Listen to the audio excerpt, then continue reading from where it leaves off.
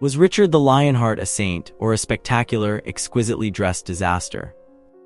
Did Berengaria, the Navarre queen, truly hold the key to Plantagenet power, or was she just a pawn in a game of thrones played on shifting sands? And what happened to Geoffrey, the archbishop who dared to return, only to find himself in a holy and horrifying ambush? Let's dive into a world of silk, steel, and simmering resentment, a world where a king's ambition could topple empires and a teenager's marriage could rewrite the destiny of nations. It began, predictably, with a scandal. Richard, the flamboyant, perpetually restless king of England, wasn't interested in pious pilgrimages or solemn vows. He was interested in women, in power, and most of all, in being remembered. His first marriage to the politically astute Berengaria of Navarre was a calculated move, a marriage that instantly elevated her to the highest echelons of European royalty. But Richard wasn't content with simply having a queen, he needed a spectacle. And he found it in the form of a traveling companion, Eleanor of Aquitaine, Richard's mother, a woman who had witnessed more betrayals and political machinations than most monarchs could even imagine. Eleanor, a force of nature wrapped in velvet and steel, was a seasoned diplomat. She'd negotiated treaties, brokered alliances, and generally outmaneuvered kings and popes with equal ease. Her presence was a silent, formidable shield for the young Berengaria, a reminder that the world was a dangerous place and that survival often depended on knowing exactly who to trust, or, more accurately, who not to trust. Richard's journey to claim his throne was a whirlwind of violence and audacious disregard. Lisbon, Portugal was the first stop, a bloody introduction to his crusading zeal. Stories quickly spread. English soldiers, fueled by religious fervor and a thirst for plunder, were reportedly indulging in a particularly enthusiastic form of holy rape. Marseille followed, then a hasty retreat down the Italian coastline, culminating in a near-fatal encounter with a group of disgruntled Neapolitan peasants.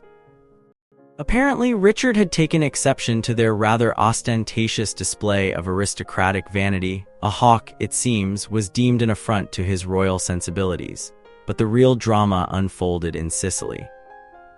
Richard's marriage to Berengaria was a carefully concealed secret, a clandestine affair that threatened to unravel the delicate balance of European politics. Philip II of France, Richard's cousin, was utterly devastated when he discovered the truth. He'd been patiently waiting for Richard to marry Alice, Philip's sister, a match that would have solidified a powerful alliance. The revelation wasn't just a personal humiliation, it was a strategic catastrophe. Philip, a man known for his volcanic temper and unwavering sense of entitlement, responded with a chillingly pragmatic solution: 10,000 marks. That was a lot of money, enough to silence a king, and enough to buy a considerable amount of resentment. He stormed off to France, leaving Richard to navigate the complexities of his Sicilian conquest. Sicily, under the rule of Tancred, was a chaotic prize.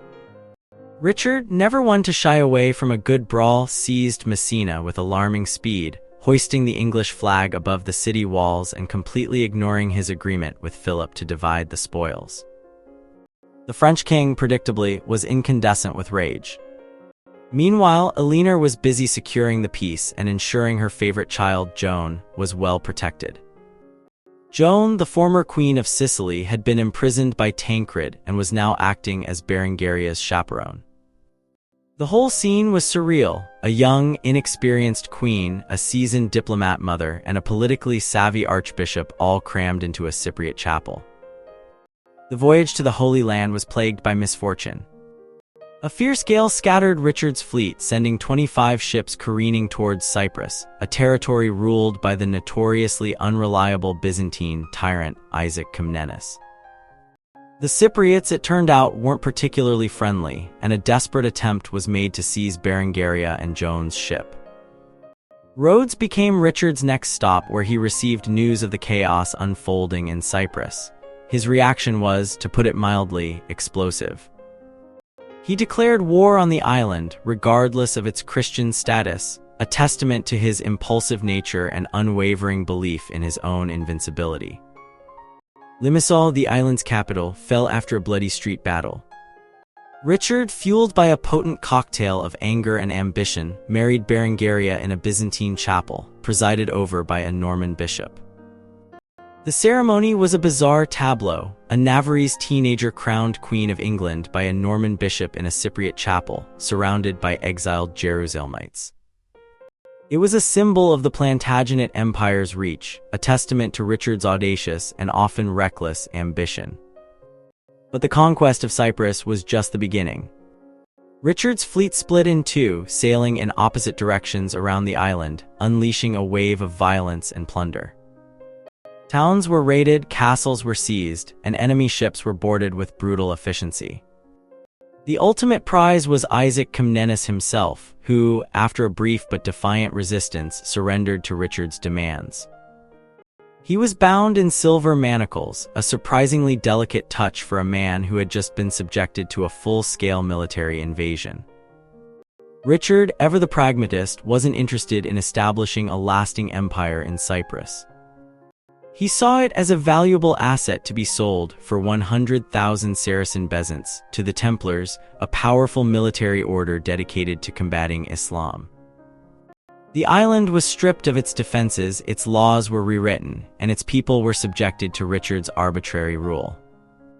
The arrival of Richard and his army at Acre, the besieged Holy Land capital, was a scene of utter devastation. After more than a year of relentless siege warfare, Acre was a wasteland, a city choked by dust, littered with corpses, and permeated by the stench of disease. Christian and Muslim armies clashed in a brutal stalemate, with catapults hurling massive stones and arrows raining down on the city walls. The Christian camp was a breeding ground for depravity and violence. Christian women tortured Muslim galley crews, Muslim leaders plotted terror attacks, and German troops resorted to cannibalism to survive. Prostitutes catered to both sides, and the sea was littered with the bloated remains of the dead. Adding to the chaos was the arrival of Philip II of France, who, driven by jealousy and a desire to assert his own authority, had decided to join the Crusade. The two kings clashed over the leadership of the Christian forces, each vying for control of the Holy Land.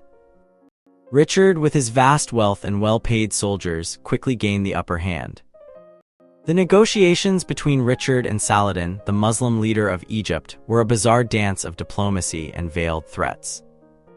Richard requested peaches and ice, a decidedly un-crusading demand, while Saladin politely refused to meet. Despite their differences, the two leaders established a fragile truce, culminating in a remarkable agreement that averted a bloody sack of Acre. The fall of Acre was a hard-fought victory, achieved through a combination of Richard's military prowess and Philip's relentless assault.